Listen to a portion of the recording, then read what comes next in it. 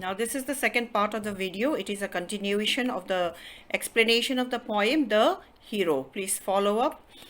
Okay. With long sticks in their hand and hair all wild about their heads, they come nearer and nearer. I shout, have a care, you villains. One step more and you are a dead man. Now please write down the meanings if you are still following.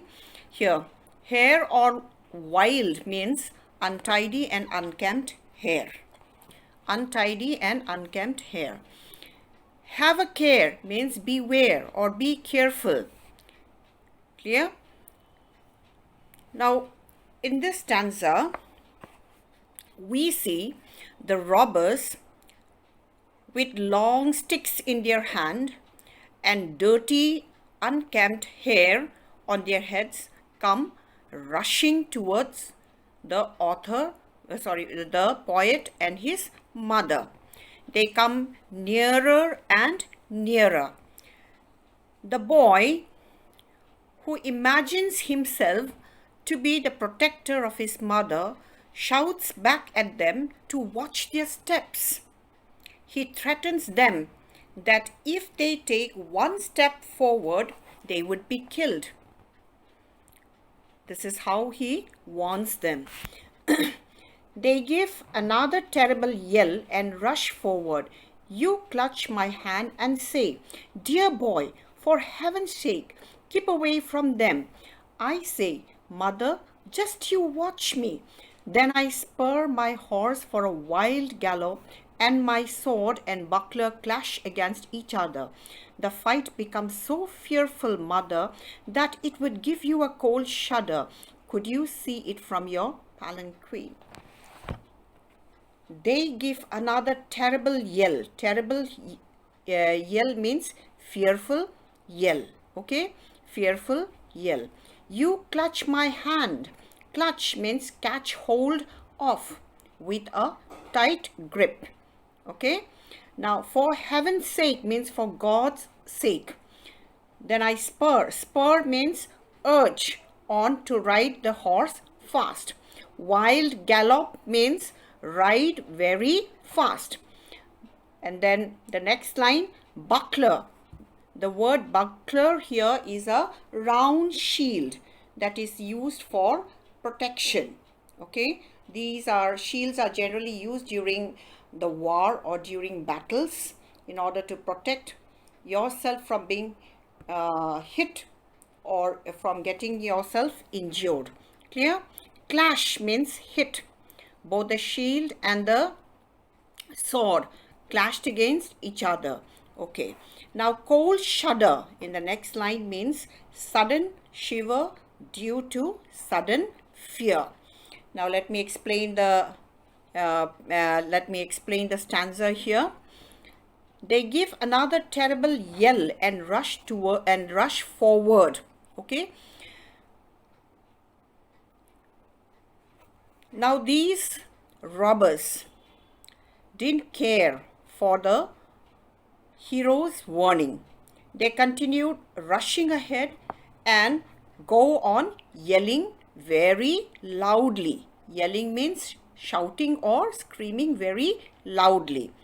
The mother was so scared and she didn't want her son to encounter those robbers.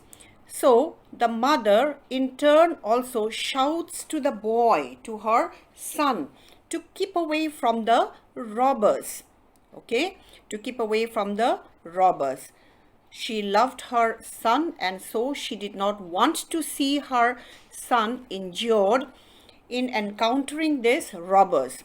So she clutched his hand and told him to keep away from them for God's sake. But the boy tells his mother to calm down and just watch his performance. Okay, just watch his performance. Then what did the boy do? The boy or the hero quickly spurred on his horse for a wild gallop. Okay, he rode on his horse and very fast, okay, very fast, with his sword and buckler that were clashing against each other. Now, the fight against this robber was really very fierce and fearful. Okay, the fight becomes so fearful, okay, that it would give you a cold shudder. The narrator or the hero here says that it would have given his mother a cold shudder, okay, if she would see how her son fought with the robbers. If she would see from where? If she would see her son fighting, okay, if from her palanquin. Clear? Now let me proceed to the next stanza. Many of them fly, and a great number are cut to pieces. I know you are thinking, sitting all by yourself, that your boy must be dead by this time. But I come to you all stained with blood and say, Mother, the fight is over now. You come out and kiss me, pressing me to your heart, and you say to yourself, I don't know what I should do if I hadn't my boy to escort me. Now, many of them fly. Fly means run away, ran away, okay? Stained with blood means covered with blood. Clear? Covered with blood. Now, many of them fly. What happened is that many of them ran away. Who ran away? The robbers ran away. And a great number are cut to pieces. Great number of are cut to pieces means many of the robbers are dead and their bodies are cut to pieces. I know you are thinking, sitting all by yourself, that your boy must be dead by this time. The poet here imagines that his mother must be thinking that her son is already dead by this time. Okay, he is after all a small boy. He doesn't have that strength enough to be fighting against so many robbers, and so she must have been thinking that her son is already dead by this time. But I come to you all stained with blood and say, Mother, the fight is over. But then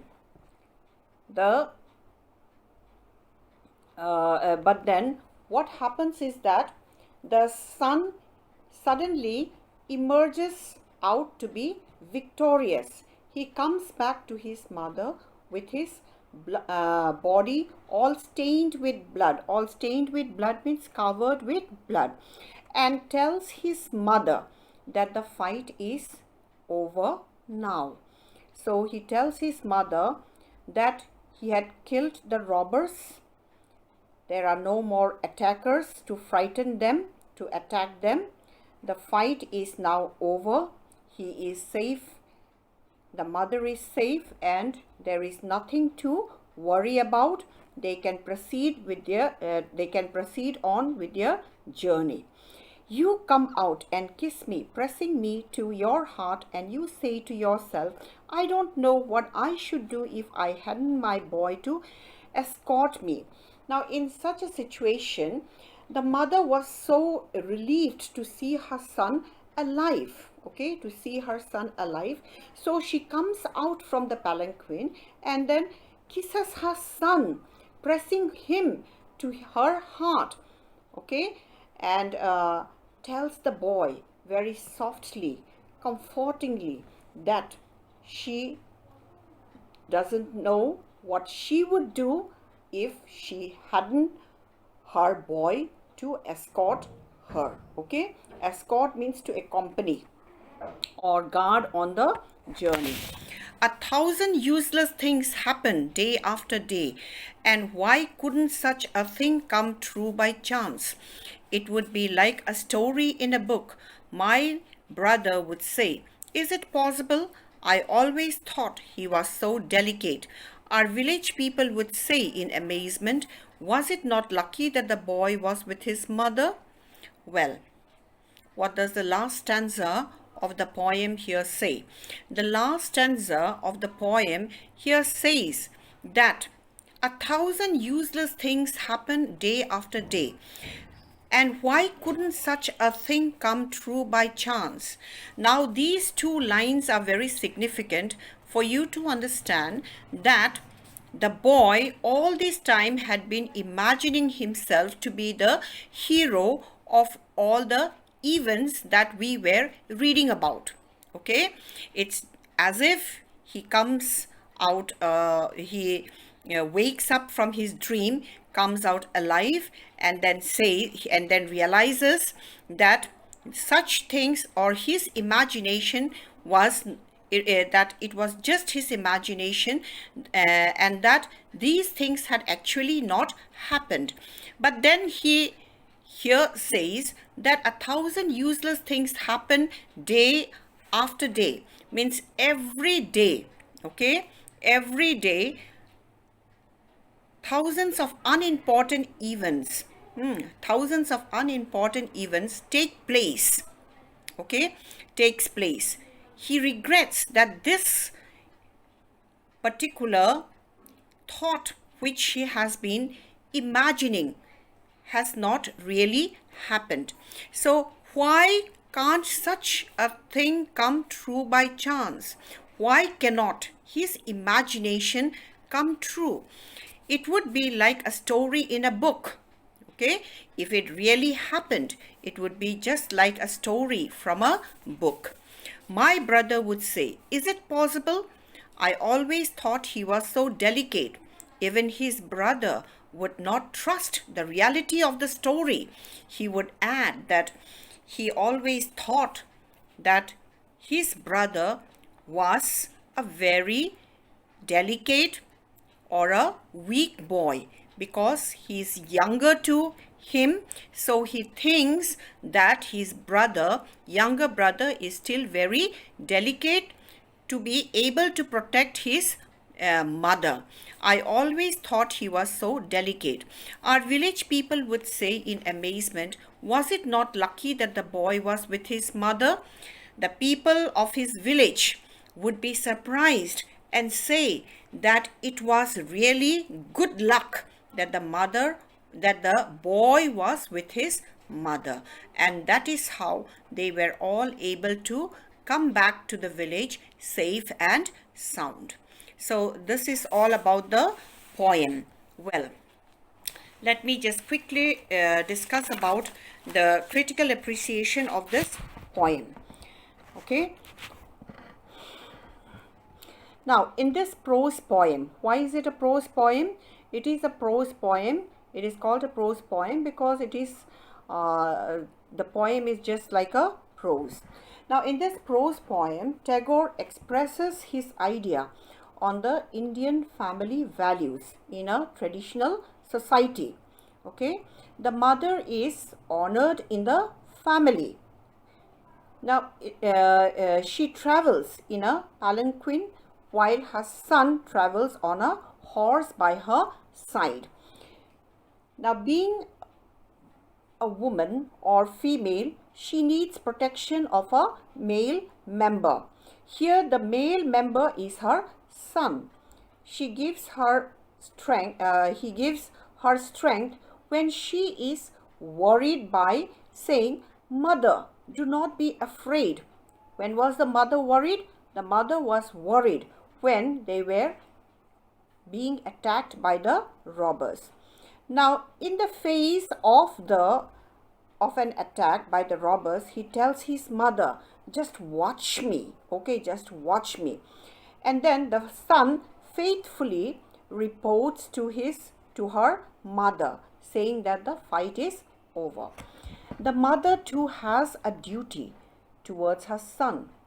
Okay, she was worried about his safety. Okay, she clutches his hand and says, "Dear boy, for heaven's sake, keep away from them." Okay, keep away from them. This is what she tells him. Now, during the fight, the mother gets a cold shudder. Why? because she is worried about her son's safety. She thinks that the boy must be dead by this time.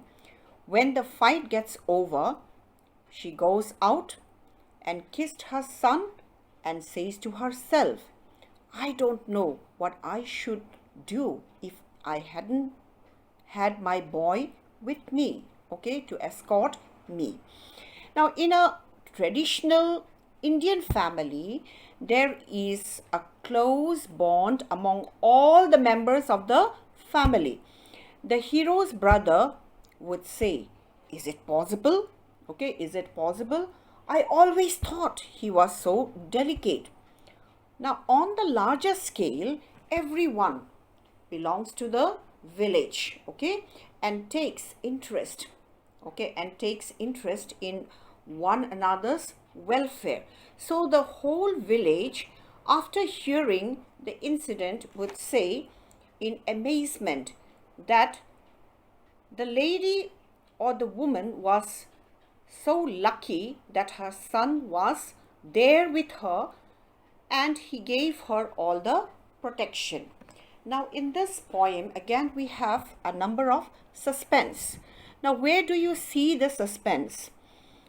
Now, we see the readers anxious, always anxious about what would happen next, okay? The imaginary journey, okay, begins through a strange and a dangerous side, okay, countryside. The time is late evening, okay, the time is late evening. The dangers of the journeys are indicated in the beginning of the poem itself, saying, look at the line here, the land is desolate and barren. Even animals are not seen. There are no cattle to be seen in the field. They have gone to their village stalls because it was already dusk. It was already quite dark. What happens then? You see, a suspense here once again. A light is seen. Where? On the bank. And then one hears a fearful yell. Okay, a fearful yell. Clear? So, when the mother hears the yell, she quickly prays. Okay, she quickly prays. And then the palanquin bearers hide themselves in the thorny bushes. The scene moves on till the son tells the mother, the fight is over. All the suspense comes to an end, okay?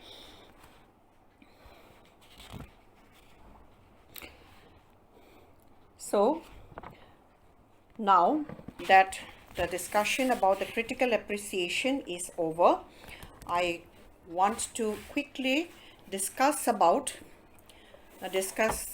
textual questions that are there in your textbook. Turn to page number 57 if you are following. See question number 2.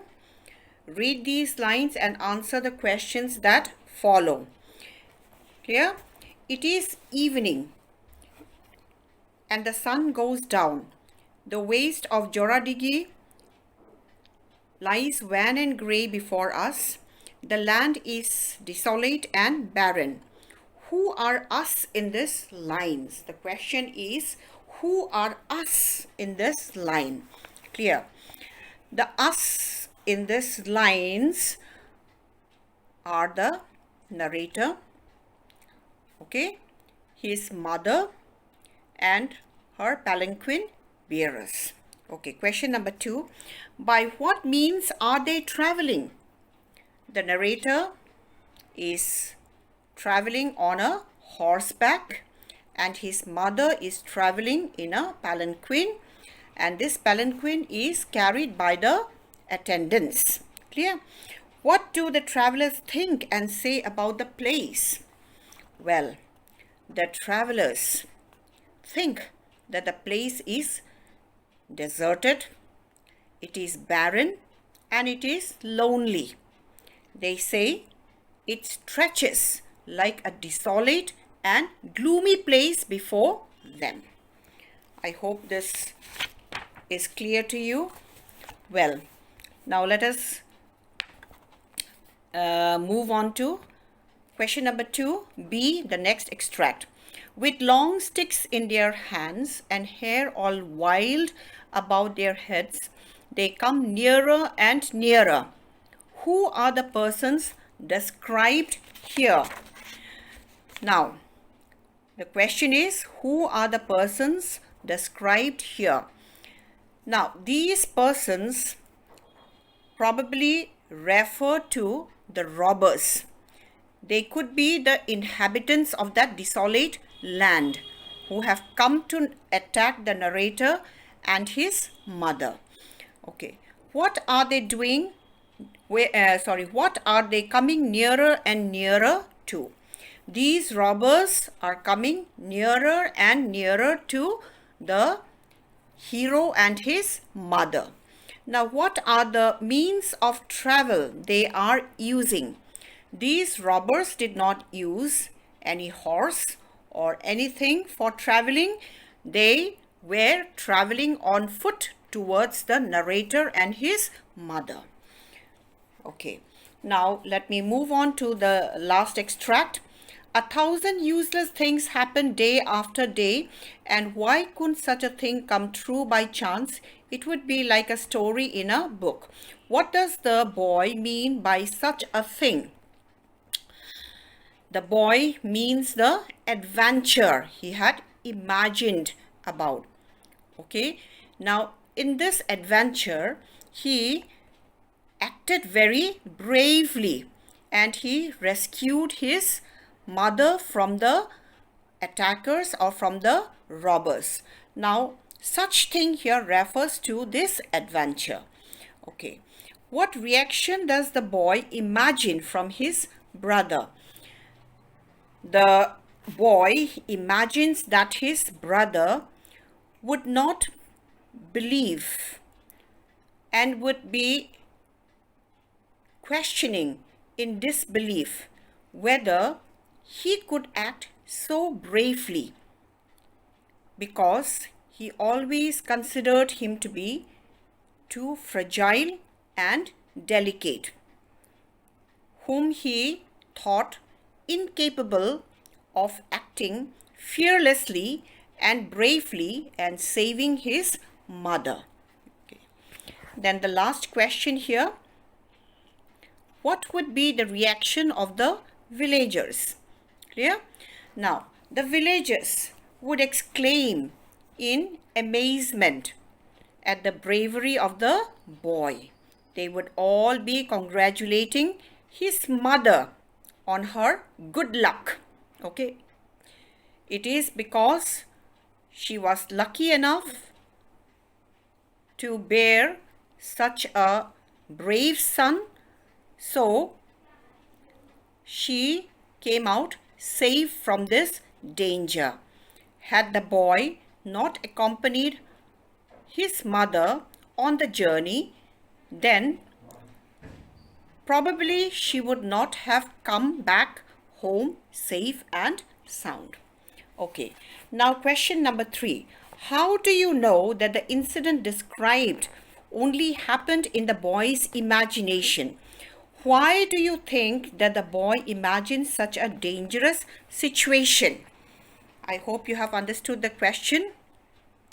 Now, we know that the incident happened in the boy's imagination because the narrator or the hero at the end of the poem, towards the end of the poem, says that 1,000 things happened, okay, every day. So why couldn't the incident he imagined happen in a real life? Okay, so this itself shows that this whole episode was just an imagination. Clear? The boy imagines that such a dangerous situation, okay, the boy imagines such a dangerous situation because he must always be treated, he must always have been treated as a delicate boy in the family. Okay, and his elder brother is always compared, means is always compared stronger than he is. Okay, than he is. So in his subconsciousness, uh, in his subconsciousness, to prove to his mother that that he was capable of defending her, he imagines all such things. Now, question number 4. What response do you think the mother would give her son? The mother would hug her son with love and appreciation and reassure him that she loves him equally as her other son, and that she is grateful to him for saving her, for protecting her. Okay, we will not be doing with question number 5. If you can, you please do it by yourself.